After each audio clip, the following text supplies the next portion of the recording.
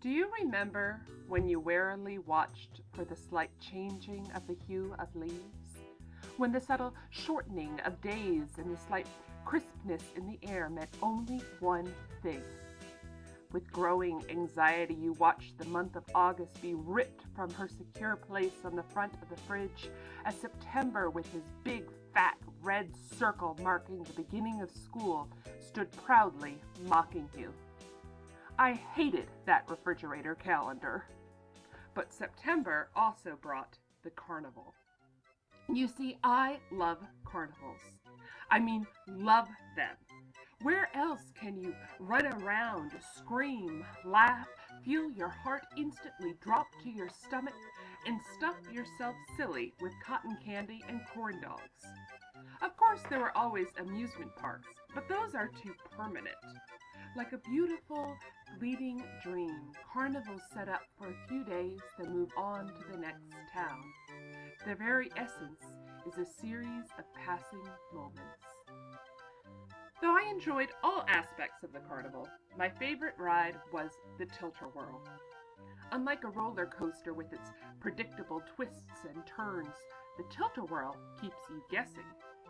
Without a point of focus, you fly left, then you fly right, up, down. To try to describe the thrill of a good tilt-a-whirl is almost impossible.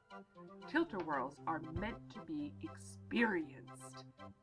And the best part about the tilt-a-whirl? My entire family would ride. My dad, my little sister, me, even my mom. My mother, who would never step foot on another ride, would always make an exception for the tilt-a-whirl. I loved to watch her laugh as she maniacally gripped the wheel, turning our egg car this way and that. My father would gasp as we slammed into his side of the car, then chuckle in relief as we slid away. It was the ultimate farewell to summer, the last chance for the four of us to come together before our busy lives of school, soccer practice, firm retreats, play rehearsals, and board meetings ate up what precious little time we had together. It's been almost 30 years since I last visited a carnival, and in that time our family of four has scattered on the winds to the farthest reaches of South Sudan.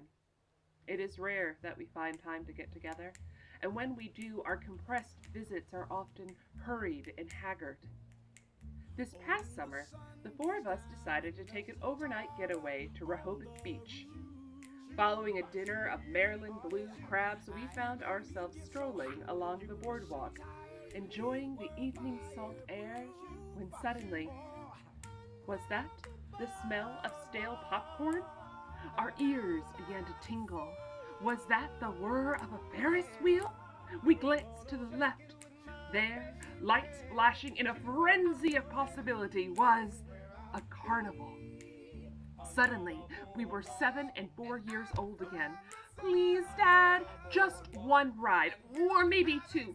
Mom, please, just one pack of tickets, please? Amidst the crowd of kids and teenagers, my sister and I crammed our adult frames onto ride after ride. Our laughter echoed from high up in the sky. "Are you watching, Mom?" we called out as my father dutifully snapped photos. Then we see it. There, at the other end of the carnival, we bound off the ride and count our remaining tickets. We have just enough. We grab my parents' hands and lead them through the throngs of carnival revelers to our place of reverence, the Tilt-A-Whirl. We climb in, waiting for the ride to begin. We glance nervously at each other. Is this such a good idea? Then it starts. Slowly at first, a smooth slide to the left, gentler than I remember. My mother grabs hold of the center wheel, a twinkle in her eye. She pulls with all her might. Suddenly, we're spinning at warp speed. The lights of the carnival fly by. My sister's giggling drowns out the canned carnival music. We smash into one another as we fly one way and then another. My father has tears running down his cheek. He is laughing so hard. We spin and we spin and we spin for what seems like forever. Then the ride stops.